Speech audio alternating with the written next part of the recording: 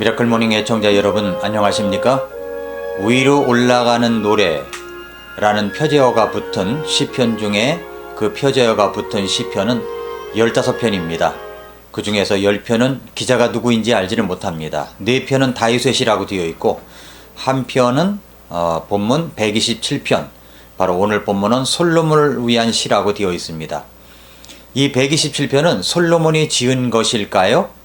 원어의 의미를 보면 솔로몬을 위한 시라고 되어 있기 때문에 솔로몬이 지은 것에 대한 찬반이 있습니다. 그러나 이 시편에서 표현된 글의 기법들을 보면 솔로몬이 쓴 잠언의 표현 방법이나 또 건축 관련 내용 등을 볼 때 솔로몬이 지은 시라고 봐도 좋다는 의견이 많습니다. 시편 127편은 인간의 생사화복을 주관하시는 분은 오직 하나님 한 분뿐이라는 사실을 확증함으로써 모든 인생이 겸손히 하나님을 의뢰해야 함을 권고하는 시이기도 합니다. 시편 127편 1절부터 3절은 가정과 국가에 대한 내용입니다. 4절 5절은 자식에 대한 내용입니다. 순례자는 이제 예루살렘을 향하여 나아갑니다. 절기때가 되어서 예배드리러 가는 중입니다. 그런데 두고 온 가족과 마을이 생각납니다.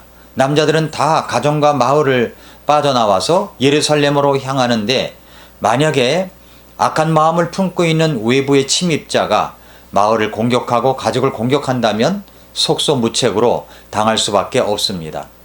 예배를 가면서도 얼마나 걱정이 되고 안심이 안 되겠습니까? 그때 이 노래를 부릅니다. 1, 2절입니다. 솔로몬을 위한 시, 위로 올라가는 노래. 주께서 집을 세우지 아니하시면 그것을 세우는 자들의 수고가 헛되며 주께서 도시를 지키지 아니하시면 파수꾼의 깨어있음이 헛되도다. 너희가 일찍 일어나고 늦도록 앉아있으며 고통의 빵을 먹음이 헛되도다. 이처럼 그분께서 자신이 사랑하는 자에게 잠을 주시는도다 라고 말씀했습니다. 주께서 집을 세우지 아니하시고 도시를 지키지 아니하신다면 아무리 세우는 자의 수고가 있다고 할지라도 파수꾼을 세운다고 할지라도 그것은 헛되고 헛된 일일 뿐이라고 말씀합니다. 그래서 먼저 살펴보는 것은 첫 번째는 하나님께서는 가정을 세우시는 분이라는 겁니다. 1, 2절 말씀이죠. 다시 한번 볼까요? 주께서 집을 세우지 아니하시면 그것을 세우는 자들의 수고가 헛되며 주께서 도시를 지키지 아니하시면 파수꾼의 깨어있음이 헛되도다. 너희가 일찍 일어나고 늦도록 앉아있으며 고통의 빵을 먹음이 헛되도다. 이처럼 그분께서 자신의 사랑하는 자에게 잠을 주시는도다. 우리의 안식처는 가정입니다. 가정이 참 따뜻한 곳입니다. 하루 일을 끝나면 돌아갈 곳은 가족이 있는 가정입니다. 하나님은 처음에 가정을 세워주신 분이십니다. 직접 하나님께서 주례를 서시고 아담과 하와를 짝지어 주셨습니다. 하나님은 남자와 여자를 만드시고 홀로 있는 것이 좋지 못하여 돕는 배필로 하와를 만드셨습니다.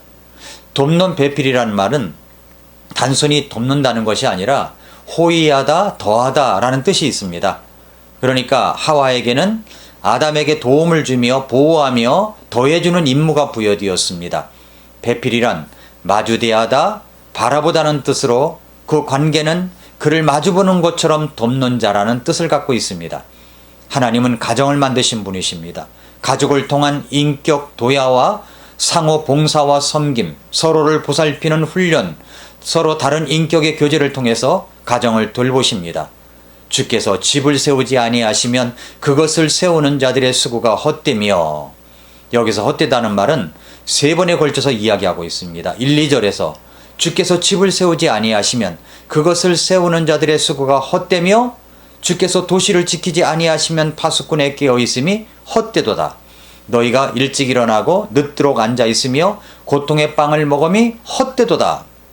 하나님을 빼버리고 모든 하는 그런 하나님을 빼버리는 가정은 헛된 것으로 끝납니다. 허망한 것으로 끝납니다. 무익하고 무의미한 가정이 될 것입니다. 오늘날 가정과 가족의 구성원을 생각해 보십시오. 하나님은 남자와 여자를 만드시고 그 남자와 여자가 짝을 이루어 결혼을 하여 가정을 세울 수 있도록 하셨습니다. 생육하고 번성하여 땅에 충만하도록 하셨습니다. 그런데 이런 가정을 깨는 무리들이 있습니다. 성적이라는 것은 성은 남자와 여자뿐인데 또 다른 성이 있다고 주장합니다. 모든 쾌락을 누르기 위한 핑계일 뿐입니다. 그래서 동성애를 추구합니다. 동성끼리 결혼을 한다고 합니다. 모두 쾌락만을 추구하기 위한 시도일 뿐입니다. 동성애는 그 나라가 망하게 하려는 징조입니다. 우리나라의 차별금지법도 그 안에 동성 결혼을 인정하는 법안이 들어가 있기 때문에 기독교인들이 반대하는 것입니다. 동성 결혼은 합법화될 수 없습니다. 지금 이 시대는 주께서 가정을 지켜주셔야 하는 시대가 되어버렸습니다. 그렇지 않으면 우리가 아무리 세운다고 하더라도 그것은 헛될 뿐입니다. 둘째로 하나님은 우리에게 국가를 주셨습니다. 그런데 이 국가도 사실 누가 지켜주십니까? 하나님이십니다. 1절 후반절과 2절을 보십시오. 주께서 도시를 지키지 아니하시면 파수꾼에 깨어있음이 헛되도다. 너희가 일찍 일어나고 늦도록 앉아있으며 고통의 빵을 먹음이 헛되도다. 국가가 발전하고 그리고 경제적 성장을 이루고 도덕적인 질서를 지키며 유지하며 국가 간의 경쟁과 무력 도발 속에서 그 국가가 지켜지기 위해서는 그것을 지키게 하는 파수꾼이 있어야 됩니다. 그러나 이것도 하나님께서 이 도시를 지키지 아니하시면 아무리 경계 근무를 잘 서는 파수꾼, 군대가 있을지라도 그 깨어 있음이 헛된 것일 뿐입니다. 일상생활에서 우리는 세 가지에 집중합니다. 2절 말씀처럼 너희가 일찍 일어나고 늦도록 앉아 있으며 고통의 빵을 먹음이 헛되도다 라고 했습니다. 일찍 일어납니다. 그래서 미라클 모닝을 하려고 하는 사람들이 늘어납니다. 그리스도인들의 미라클 모닝은 우리 주님과 함께 경건의 시간으로 시작합니다. 그러나 믿지 않는 사람들은 그저 일찍 일어나는 습관과 운동, 독서만 하고 있습니다. 그렇게 일찍 일어납니다. 늦도록 또한 앉아 있습니다. 고통의 빵을 먹습니다. 그러나 우리 주님이 지켜주시고 세워주지 아니하신다면 이것도 헛된 것이라는 사실입니다. 이처럼 그분께서 자신이 사랑하는 자에게 잠을 주시는도다. 이 말이 무슨 뜻입니까? 여러 가지 해석이 있습니다만 아무리 우리가 일찍 일어나고 늦게 눕고 고통의 빵을 먹으며 수고를 하지만 정작 하나님께서 우리에게 잠을 자도록 그것을 이루어 주시는 분이라는 말입니다.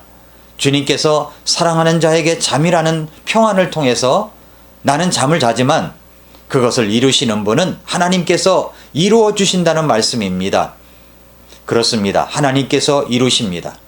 미라클 모닝, 일찍 일어나고 늦도록 수고하고 고통의 빵을 먹는 노력과 성실 속에서도 우리 주님이 나를 돕지 않으면 모든 것은 헛된 것입니다. 세 번째, 자식을 주셨습니다. 3절부터 5절에 보면은 보라 자식들은 주의 유산이요 태의 열매는 그분의 보상이로다. 젊은 시절의 자식들은 용사의 손에 있는 화살들 같으니 자기 화살통에 그것들이 가득한 자는 행복하도다. 그들이 부끄러움을 당하지 아니하며 성문에서 원수들을 마주 대하여 말하리로다. 여기서 자식이란 말은 히브리어서 빠님으로 아들, 딸을 말합니다. 태의 열매는 자손들을 말하는데 그것 또한 그분의 보상입니다. 일찍 결혼해서 자식을 낳았는데 그 자식이 용사의 손에 있는 화살들 같습니다. 자기 화살통에 그것이 가득하다면 정말 행복한 사람입니다. 사랑하는 애청자 여러분, 우리가 자유를 누리고 있는 이 나라에서 행복하고 복된 삶이 되려면 세 가지가 잘 되어야 됩니다. 첫째가 가정, 둘째가 국가, 셋째가 자식입니다. 참된 자유함 속에서 행복하고 즐거운 생활은 가족의 구성원으로서, 교회의 지체들로서, 그리고 한 국가의 국민으로서 모두 바라는 것입니다. 이 모든 것은 주님께서 세워주시고 지켜주시고 복 주셔야 잘 될 수 있습니다. 예수 그리스도 안에서 참된 자유함을 가지고 믿음 안에서 행복한 생활이 되기 위해서는 우리 모두 주님과 연결된 날마다의 생활이 있어야 됩니다. 날마다 아침마다 말씀을 읽으십시오. 말씀을 들으십시오. 하나님 앞에 엎드려 간구하십시오. 그리고 만나는 사람들에게 예수 그리스도의 십자가의 복음을 꼭 말하십시오. 그것이 바로 이 나라가 살 길이요, 가정이 살 길이요, 교회가 살 길입니다. 하나님께서 이 모든 것을 지켜주시지 않는다면 모든 것은 다 헛됩니다. 오늘도 미라클 모닝입니다.